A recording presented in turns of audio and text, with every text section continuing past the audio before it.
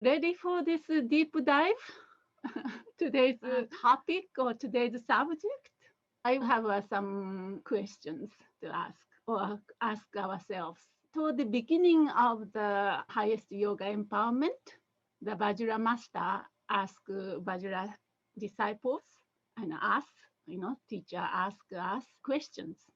Then we have to answer. So the Vajra master asked, who are you? What are you looking for? What do you seek? Who are you? That first question. And what do you want? What are you looking for? Then you have to answer. Then third one is what to do with it. Once you get that one, what you want, then what you do with it. The same thing.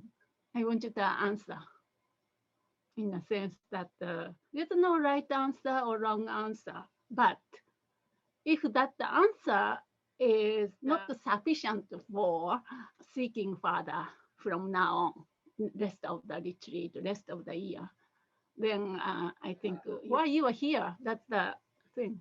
You just get what you want. If kids want a toy, then once kids get the toy, he want to play with it. No, if you just get it, in a sense, no point.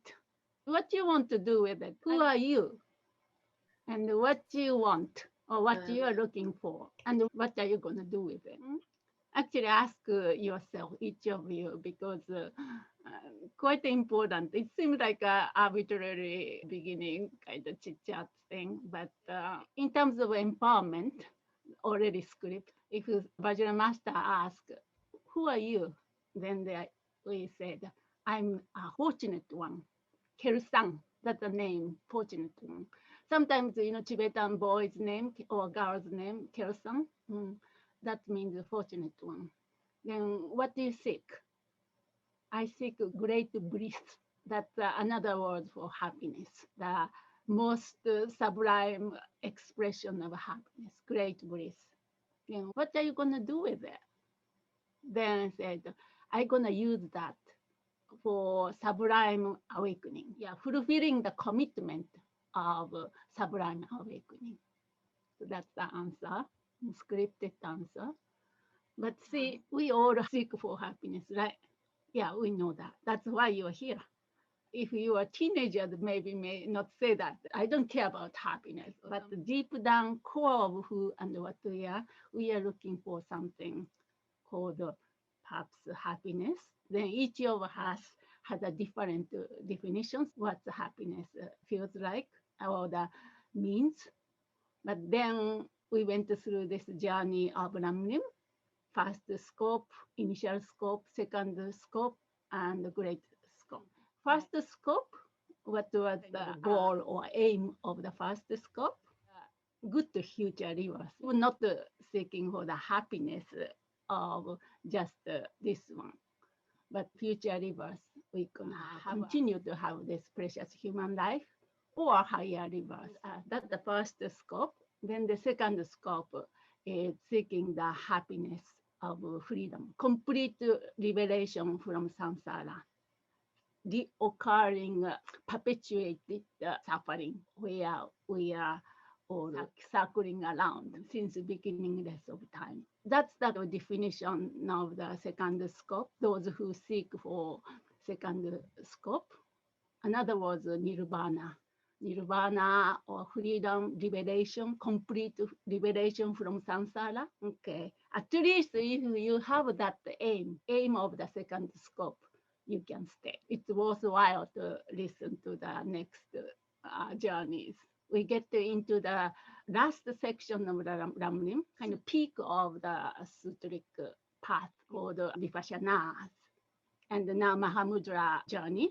This is the peak of Mahamudra journey.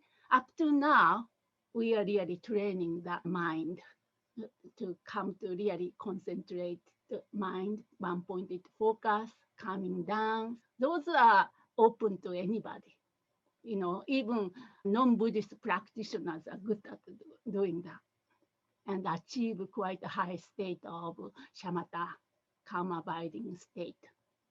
And also, in terms of this world, mindfulness practice, or so many practices available to bring peace and calm mind, or anti-depression, or whatever purpose it is, and helps. Yeah, but from now on, we will have a deep dive into that. That's the second scope, right? That's the nirvana. Then the third scope, the last scope, called the great scope or great capacity. What's the aim of that? So that's the ultimate awakening. This answer, this in highest yoga tantra empowerment context, highest enlightenment. So enlightenment is more than liberation, freedom. But the enlightenment entail or include the liberation of the self, liberated from samsara. Is that clear? So then I'm gonna say a few words about this basic Four Noble Truths. First teaching Buddha gave at the Sarnath. So once the mind is settled a little bit, let's see if we can bring or look or inquire into what am I seeking? What am I looking for? I see lots of suffering in my own life, my families, and in the world every day, constantly. How can I stop that? I want to stop that. I want to eliminate all the sufferings from my life, from my family's lives, from the world. I want to see even the word suffering will disappear from the vocabulary. Then one step go deeper, so to speak. How suffering occurs? What's the mechanism? So in Buddhism, suffering arises based on the karma, karmic cause and effect. Then how karma is created is based on so-called afflicted emotions, kleshas. Then we react to that emotions, then make actions. That's how karma is created.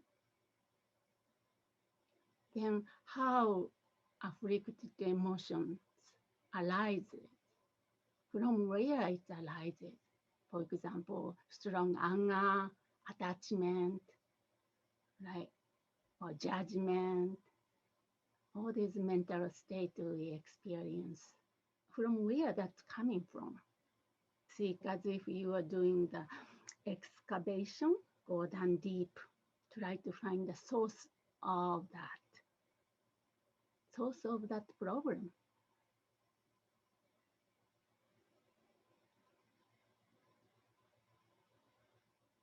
Then Buddha talks about this fundamental ignorance. So in order to cut through that fundamental ignorance, we need antidote, we need a method. So that's the territory we are going into. Called special insight, vipassana. We have to really investigate and look and also analyze. So there are many ways to approach to attack this fundamental ignorance. You can say three methods Buddha presented or Buddhist tradition present. One is analytical, using conceptual mind, which is very valid, actually crucial, because we already have this concept or the mind, right? Very intelligent.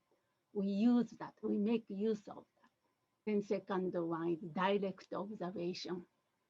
Investigate. We say the investigation, but not using intellectual mind, just directly look. If you are looking for something, you directly look to see if there is that thing, the thing which you are looking for or not. That's the second. Third one is so-called pointing out instructions from teacher to student. Then somehow opening arises. Traditionally describe that. The Four Noble Truths is not just four things, four truths out there, inherently existing truths out there, belief system we have to believe. Not like that. Sometimes they present it that way, like a Buddhism 101 or something. First thing we hear is the Four Noble Truths. This is what the Buddha taught, Buddha's idea, traditions. No, this is called the four facts that are perceived by the Aryas. Arya means not the ordinary person like us, like me at least, those who have a direct realization of emptiness, non-conceptually perceived as true. So four facts that are perceived by Aryas as true. So the first one, what is it? First fact is the fact of suffering, right?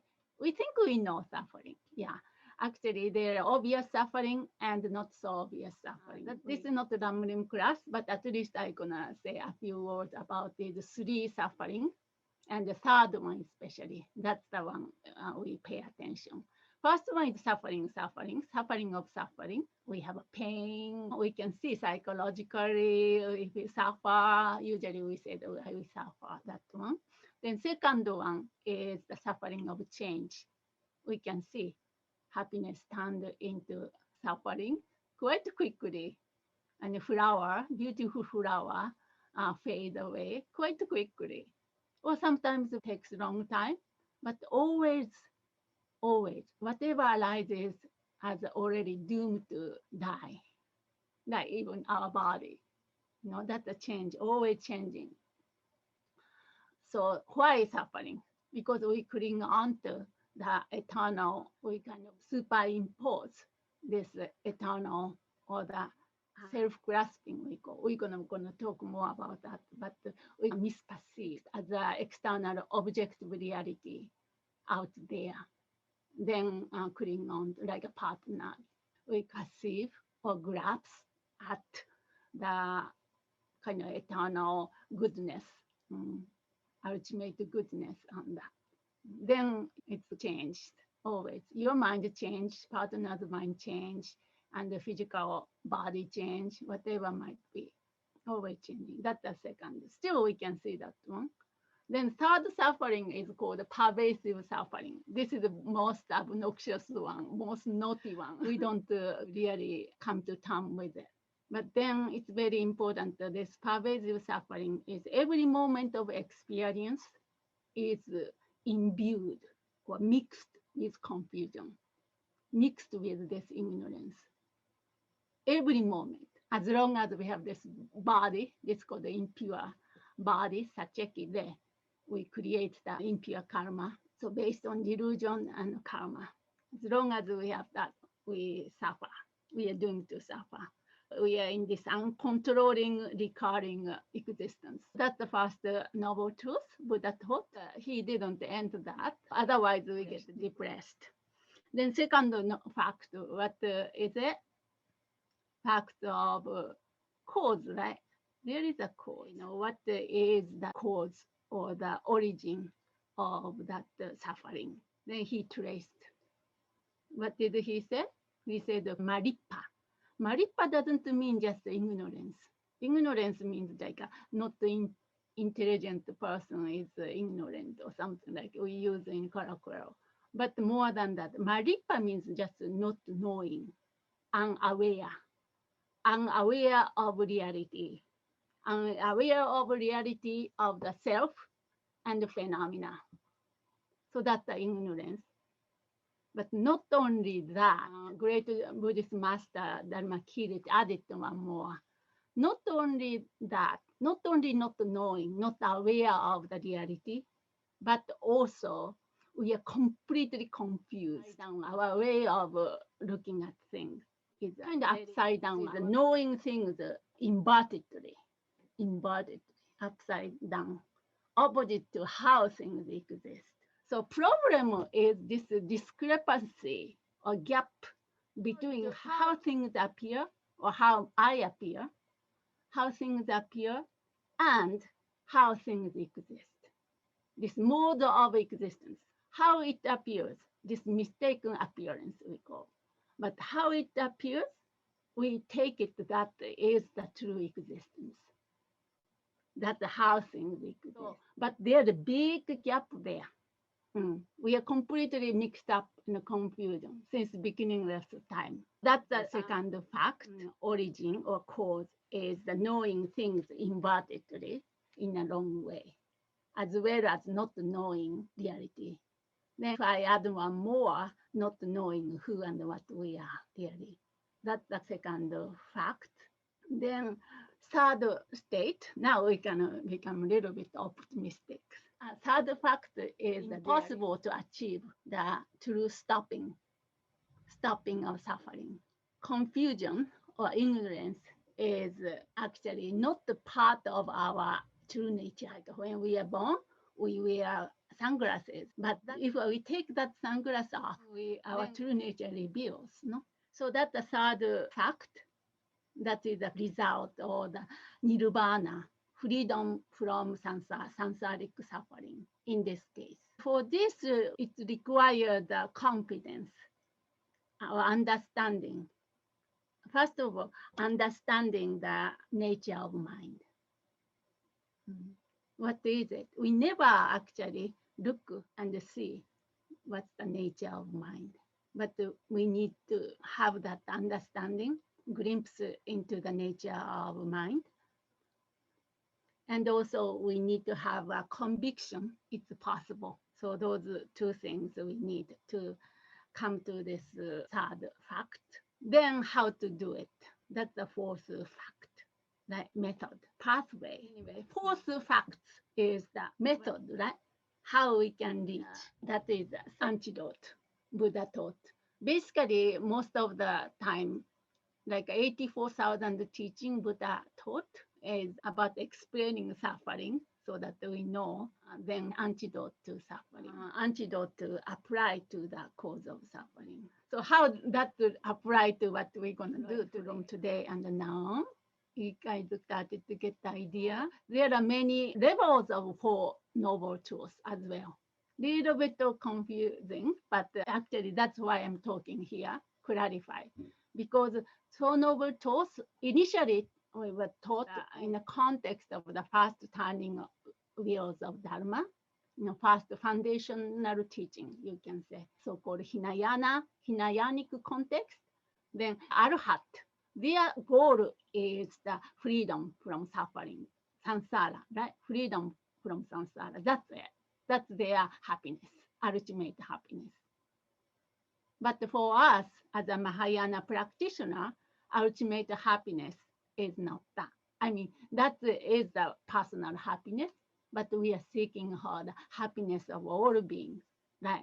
That's called awakening or enlightenment. So in that case, there are two things, two levels, you can say. So often I talk about we are like a pure gold, then there are lots of obscurations. One way to classify the obscuration is obscuration to freedom or liberation. That's the one Arhat want to remove. And obscuration to omniscient Buddhahood. That the Mahayana practitioners like us want to seek. So those are two levels. So in terms of third fact, what we want to do is we want to cut through the obscuration to liberation, obscuration to freedom from samsara, samsaric reoccurring suffering, and then obscuration to omniscient and Buddhahood. Those two. Is that clear? Those two levels. Then what's the antidote? How we can cut that? Both requires insight or the direct perception into emptiness. We're going to talk about what's that mean, what's that technique, kind of jargons, we use. Okay, so that's the emptiness. But emptiness of the self, sometimes called selflessness, and that's one cut through the obscuration to liberation from samsara. So in order to jump off the cliff and go for freedom of oneself, we need to come to realize, perceive emptiness directly. That's the Arhat's goal, the foundational tradition, the goal, thinking about oneself, happiness. Yeah, that's the first stage, you can say. And then as a Mahayana Buddhist, we don't stop there. So what? Oneself liberated from samsara, but the rest of us are still swimming in the ocean of samsara. So then we move forward, so to speak, move on to more removing obscuration. Then we go to attack the obscuration to omniscient. For that, we need to realize the emptiness of the all phenomenon, everything. No, omniscient means know everything. Right? We need to come to enlightenment or awakening, complete understanding of everything. For that, we need not only realizing emptiness of every single thing, but also we need to have a driving force for us to be able to do that. What is the driving force which Arhat do not have? Bodhicitta. So that's why, in order to attain or in order to come to the Mahayana awakening, we need bodhicitta. This strength of bodhicitta deeply ingrained in bodhisattva's heart. So that's one we need. We need in order to really cut through these obscurations. Something like that. Little bit clear. Then a method that we're gonna go into. So that's what we are about to embark. How to do it. We directly look at what is this one, which we fantasize, we assume, and we project, and all those things. Usually, it's everything's automatic appearances. But this appearance is basically called mistaken appearances. Maybe the metaphor might be easy for us to understand. Chandrakirti, this great master of Madhyamika, used this metaphor of snake at night. Maybe dusk started to get very dark, but very dim. Still can see a little bit, but very dark. Let's say you are walking on the street and then just jump because there's a snake there. In your mind, appearance is a snake, really existing snake, which made you fear or whatever arises in you, right? Because you perceive that truly existing snake out there. Then slowly go there and look carefully. That was a rope, striped kind of rope coiled around. So that's a kind of a metaphor. This dimness or darkness is the ignorance that we live in. So every experience, every moment experience is like that. We perceiving because of the mistaken appearances automatically appears. As if this out there, you are out there here, truly existing you, like appear, no? But we never investigated that's true or not.